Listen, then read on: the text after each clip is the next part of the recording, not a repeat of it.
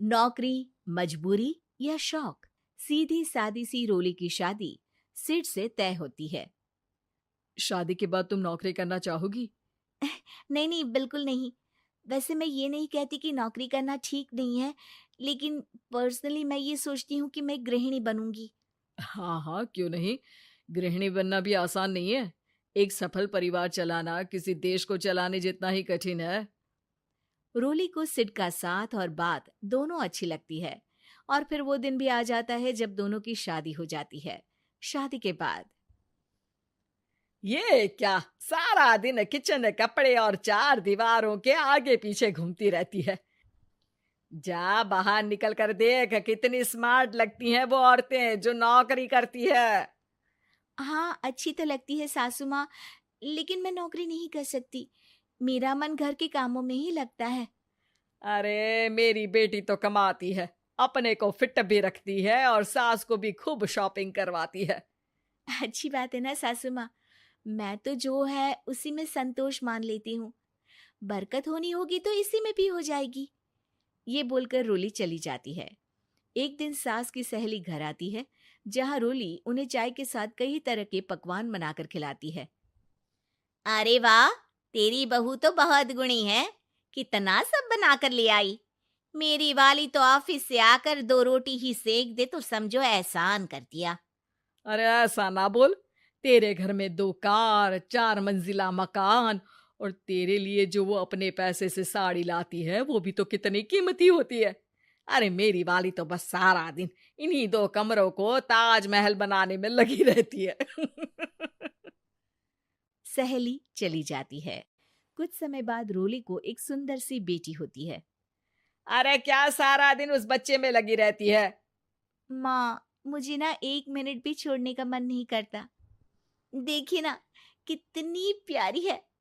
मैं ना इस हर पल को एंजॉय करना चाहती हूँ। अरे हाँ हाँ, हमने भी बच्चे पाले हैं, हम भी जानते हैं कि कितने प्यारे होते हैं, और अपने बच्चे को बढ़ता हुआ देखना कितना अच्छा लगता है। लेकिन एक दिन अचानक और रोली, एक बहुत बड़ी घटना हो गई। एक शॉर्ट सर्किट से पूरी दुकान जल गई। ओह, अब अब क्या कुछ समझ में नहीं आ रहा कि कैसे घर चलेगा। घर की पूरी गाड़ी पटरी पर लाने के लिए कई साल लग जाएंगे, और वापस पहले जैसे होने में भी बहुत टाइम लग जाएगा। रोली रोली कुछ सोचती है, फिर अपने 3 महीने के बच्चे को देखती है और कहती है, आप कहे तो मैं नौकरी शुरू कर दूं? माँ मुन्नी को देख लेगी, फिर शाम को तो मैं घर आ ही जाऊंगी। सिड कुछ कहता उससे पहले ही उसकी सास वहां आ जाती है। अरे हाँ हाँ, अब भी तुझे नौकरी करने के लिए पूछना होगा। अरे घर पर इतनी बड़ी विपदा आ गई है, तू है कि बच्चे का मुंह देख रही है। अरे क्या मुझ पर भरोसा नहीं है? अरे नहीं नहीं माँ जी, ऐसा क्यों बोल रही हैं आप? फिर क्या था, सिड से पूछकर 3 महीने की बच्ची को रोली सास के पास छोड़कर चली जाती है। शाम को ऑफिस से आने पर अरे सारा दिन इसने तो चैन नहीं लेने दिया, बस गोदी में ले लेकर घूमती रही। हाथ दर्द हो रहा है। बहू को बहुत गिल्ट फील होता है, लेकिन जब वो घर की हालत देखती है तो चुप रह जाती है। ऑफिस में सहेली कहती है, अरे रोली, तेरी तो बच्ची छोटी है ना, कैसे मैनेज करती है? कैसे मतलब? घर पर रहती है वो अपनी दादी के साथ। ओ यार, कितनी अच्छी है तेरी सास। मेरी सास को जब पता चला कि मैं नौकरी ज्वाइन करने की सोच रही हूँ, वो तो सीधे अमेरिका चली गई मेरी ननद के पास। अच्छा, फिर तू कैसे मैनेज करती है? अरे मैंने तो फुल टाइम मेड रख ली है। ओहो, वो तो बड़ी महंगी होगी ना?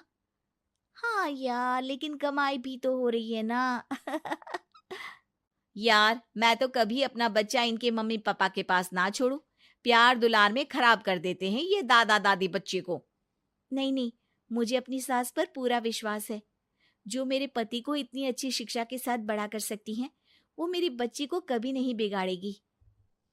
खैर, रोली की इस सोच से उलट पड़ोसियों के बीच हाथ में बच्ची पकड़े रोली की सास कहती है, अरे क्या बताऊं, सारा दिन बहू बाहर रहती है। पहले अपने बच्चे पालो, फिर बच्चों के बच्चे।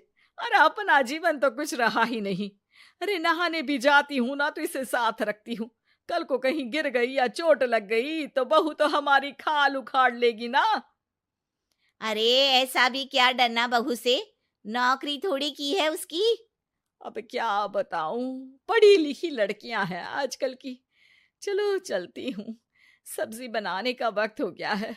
बच्चे आएंगे तो खाना तो बना मिले।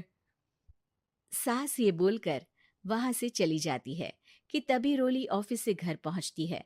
बाहर पड़ोसियों को देखकर, नमस्ते आंटी जी, कैसी हैं आप? अरे बहुत अच्छी हूँ, लेकिन तेरी किस्मत तो सबसे अच्छी है। क्या सास पाई है, मोती दान किए होंगे तूने। तेरा बच्चा भी देखती है, खाना भी बनाती है। बेचारी बहुत काम करती है तेरी सास। हाँ आंटी, सही बोल रही हैं आप। अब ऑफिस भी दूर है तो आने जाने में वक्त चला जाता है। खैर चलती हूँ। हाँ हाँ बेटा जाओ, गर्मा गर्म खाना खाओ। रोली घर आती है, जहां सास एक बार फिर छोटी सी मुन्नी की शरारतें गिनाने में लग जाती है। अरे आज तो इसकी वजह से मुझे 2 बार कपड़े बदलने पड़े। बार बार पानी गिरा दे रही थी। दोपहर में थोड़ा सोचा कि आराम कर लूं तो दूध के लिए रोने लगी। हाय, मैं तो परेशान ही हो गई। रोली को सास की बात अब कुछ अजीब लगती है, पर वो जल्दी से कपड़े बदलकर किचन में जाकर रोटियां बनाने लगती है। सारा महीना काम करने के बाद रोली को सैलरी मिलती है।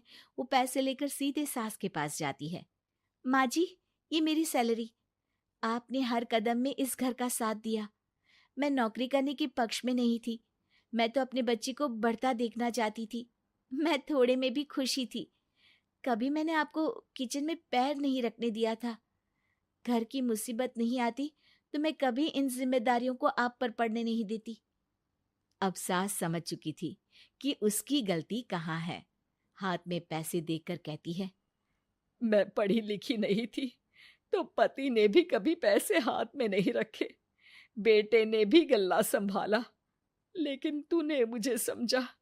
ये मेरा सम्मान है कि एक बहू होकर तूने पूरी सैलरी मेरे हाथ में रखी बेटा।